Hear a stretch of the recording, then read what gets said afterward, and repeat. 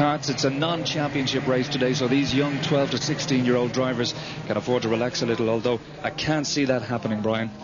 No, I think television has an unusual effect on racing drivers. They tend to leave their brains in the paddock sometime. But we've got a collection out here from Dublin, from Cork, from Adair. A lot of Corkmen here. And these junior cars use a little shorter circuit than what we would be used here at Mondello Park. They go through what is known as the hole in the hedge, which is around Coca-Cola corner, then the left-hander, about 50 yards hard on the brakes, through a very tight manoeuvre there, and back into the S's, which suits these little cars. They follow the parade car. This is the parade lap, the pace car, I should say. He will pull off, and then they will make their way down the straight, and if the starter is happy, and only if he's happy, he will change the lights. They will hold station, and we look as we would go, we have a go, you know, by the roar of the engine. And the front row is Kieran O'Carroll and Alan Dwyer as they make the win, and it is Alan Dwyer on that inside number 2 as he just nips through there. Everybody at the moment fighting for pace. And remember, just a little slightly shorter circuit through this left-hander. Now you'll see what I mean. They suddenly break and through the gap in the hedge, and do they go through that quick?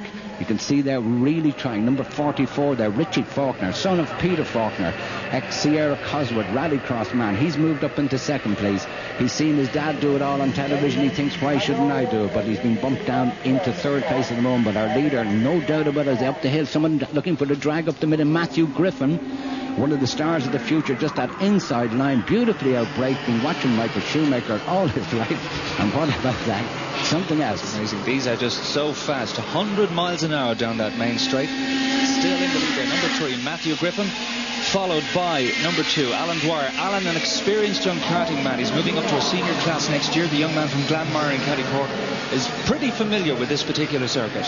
So Griffin at the moment leading it, but in second place, looking over the shoulder there, Alan Dwyer. And our pole position man, Kieran O'Carroll, who had a very bad start, has got himself back up into third place. And then Seamus O'Halloran, the son of another racing driver, O'Halloran, who was in Formula Fords. He's made his name on that. Seamus O'Halloran, he's the president at the moment of the Roses Tralee. This young lad is 11 years of age, just 12 years from between 12 and 16. But again, he just nipped up the inside. A superb move from Dwyer there as they get through. Out he goes, looking over his shoulder. I love the way they do that, so confident. But in for the toe again is young Matthew Griffin. In the inside line as they come down to Coca-Cola will be the one. Remember, no gears, they just get it, a stop and go pedal. So you're either on the power or on the brakes as they cruise their way through there.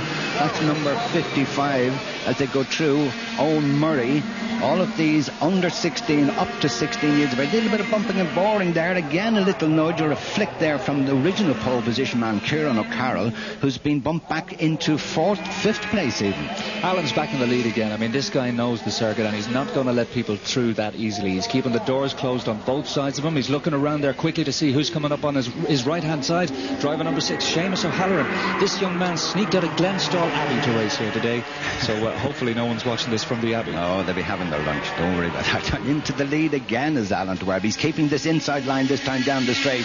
The last time he left the door wide open and number 3 Matthew Griffin came in. But look at Seamus O'Halloran trying that inside line again, and he's just got himself up into second place. So it's Dwyer from O'Halloran and Griffin back into third place, and our original pole position man is back and forth, Kieran O'Carroll. Now this is the short dash to the gap in the hedge, hard on the brakes, all turning in together, but a beautiful turn in there by Dwyer, and he pulled a few car lengths, looks over his shoulder. O'Halloran up into second place as they go through the S's. They're making their way. It's a long S for a little cart like this, but as Garrett said, like they're 80, 90 miles an hour and they're side by side, interlocking wheels. But again, O'Halloran looking at that inside, but just doesn't have the grunt. All fairly evenly matched in the motor department. But again, O'Dwyer just heads for that inside line to keep it firmly shut. But O'Halloran has different ideas. 2, 6 and 3 tussling for lead here. And Seamus is definitely not going to give this away today. Seamus O'Halloran, cart number 6. He's going for the junior championship from 1996, and it looks as if he could well have it within his grasp this afternoon. There's a little push, not giving a lot of room there to number 2, but back into the lead, believe it or not. Matthew Griffin, while those two were squabbling over that place, nipped through and took the lead, and Dwyer is back into second place. So it's now Matthew Griffin from Dwyer, from Seamus O'Halloran. like a little hive of wasps here, really, and there's not much give in these cards. You've got to be very careful. And watch as they go through that hole in the hole in the wall there, because there's a very, or is it the hole in the tree? There's a very deceptive bump here, which can actually throw you quite badly. And what did you nominate? O'Halloran just bumped the two of them out of him. Now, if he can get straight across in front of Alan Dwyer, he will be there in the right position for it, but he's everybody having a look. Number 44 begin to make moves. That's young Faulkner, Richie Faulkner, looking to the outside line. Let them all fall over each other on the inside, the slow one. Let's hope we can get through the gap.